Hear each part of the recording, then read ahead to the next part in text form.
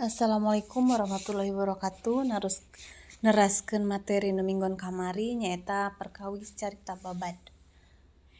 Carita babad dongeng jeung sajarah. Dina kamus LBSS ditetelakeun yen nu disebut babad teh dongeng nu ngandung unsur-unsur sajarah. Ari Iskandar Wasid dina buku Kamus Istilah Sastra nerangkeun kieu, carita babad teh carita wanda heubeul nu medar riwayat luluhur atawa kajadian-kajadian penting zaman baheula di salah sahiji daerah biasana ti mimiti ngabodah muka eta wewengkon. Masih dina eta kamus ditetelakeun oge yen niat nu nyusun babad teh bangun rek nulis sajarah, malah sawareh mah judulna oge aya nu tandes make kecap sajarah. Tapi carita babad teh tacan diaku jadi sajarah lantaran di jerona kaselapkeun hal-hal nu pamohalan atawa rekaan.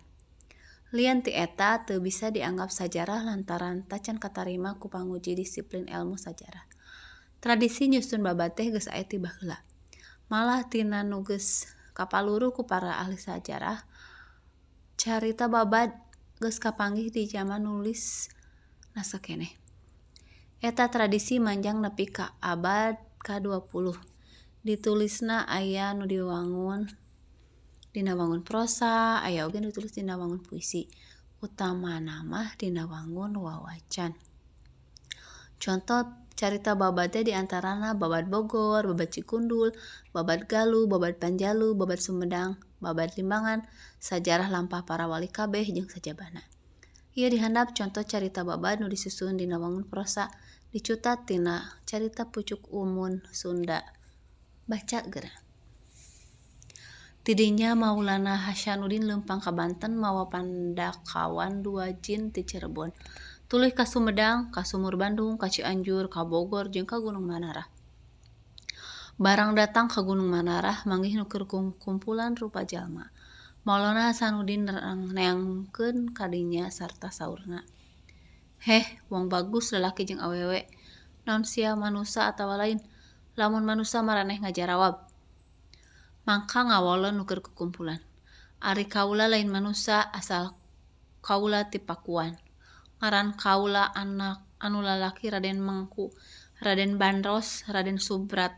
Ari ngaran nu awewe Sang Ratu Dago Panjerit, Sang Ratu Mangundita, Sang Ratu Genting Herang. Syekh Maulana Hasanuddin tuluy maca doa barang karungu ku maranehanana tuluy pada sarujud ka Maulana Hasanuddin sarta marenta asup agama Islam. Ari ieu dihandap mah contoh carita babad nu disusun dina wangun puisi dicutat tina sajarah Bupati-Bupati Cianjur. Baca deui geura. Judulna Sinom. Tunda heula Eyang Surya jeung Eyang Indang Sukasih. Kebatkeun ieu carita nu aya di karaton jin. Manahna henteu lali nedah hoyong jadi ratu. Mangku bala manusa najan geus sugih mukti. Raos keueung henteu campur jeung manusa. Tadi disebutkeun ya dina carita babad mah aya unsur-unsur pamohalan. Keur conto dina carita Sunan Gunung Jati kacatur yen Sunan Gunung Jati teh kungsi didojak ku Raja Tiongkok nyaeta Sinanorah Nyi Putri. Putri didangdanan siga keur kakandungan tapi ceuk Sunan Gunung Jati Nyi Putri teh nya keur kakandungan. Nya bae teu leutik harita Nyi Putri babar. Ieu bagian teh ku ukuran logika urang mah karasa pisan pamohalanana. Contoh sejenna dina carita babad Bupati-Bupati ti Cianjur kacariturkeun aya salah sahiji bupati nu kawin ka jin sarta boga turunan. Ari turunanana wujud manusa. Dina carita babad Kian Santang Aji kacaritakeun yen Kian Santang teh bisa hiber sarta mukim di Mekah. Tepung jeung Sayyidina Ali sarta tepung jeung Kanjeng Nabi Muhammad SAW. Tang tuwe kabehanana oge teu kaharti ku akal. Apan Kian Santang teh hirupna dina abad 12-an sedengkeun Kanjeng Nabi jumedengna dina abad ke-6. Sanajan dina eusi kakandung unsur-unsur pamohalan, tapi rea masyarakat Sunda nu percaya yen ese carita babad teh aya kanyataanana atawa tokoh-tokohna aya di kieuna. Babad sok pasti dianggap sajarah hiji kelompok masyarakat sarta dipusti-pusti pisan. Malah bupati-bupati baheula mah nganggap babad teh teu beda jeung buku babon keur nyukruk asal-usul katurunan. Pancen kusabab aya unsur-unsur pamohalan babad sok digolongkeun kana carita dongeng. Tangtu we aya bedana jeung carita dongeng umumna. Kitu deui antara babad jeung sajarah, aya bedana eta teh. Tah ayeuna pek tuliskeun bebedaan carita dongeng anu umum jeung carita babad. Sarta bedana carita babad jeung sajarah. Sebutkeun masing-masing cirina.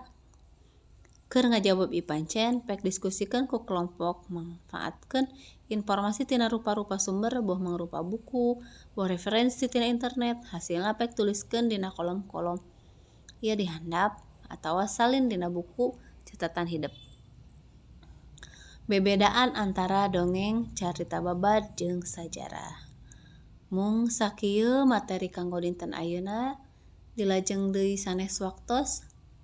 Wassalamualaikum warahmatullahi wabarakatuh.